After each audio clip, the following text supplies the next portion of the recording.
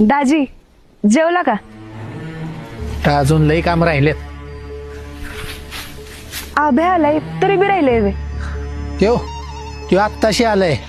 तिकडे खेळून दमला असेल, म्हणलं असेल आता वाईट कामाला.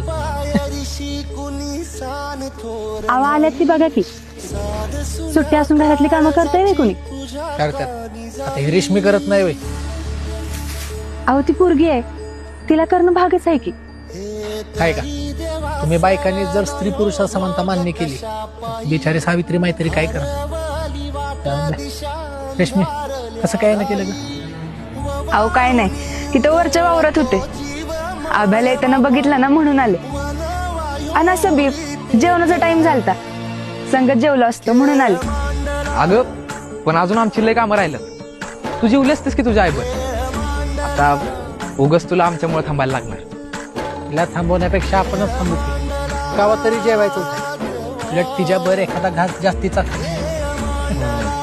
हो, नाहीतरी शाळेला सुट्टी लागल्यापासून तुमचं खाण्यापिण्या अजिबात लक्ष नाही भाऊजी. का कर्मा ना का? शाळेशिवाय तसंच असेल बया काहीतरी. आता आम्हासनी सांगणार आहेत नाही ते. काय भाऊजी काय होतंय? लय भूक लागल्या, जेवायचं का? रेशमे घे वाढायला.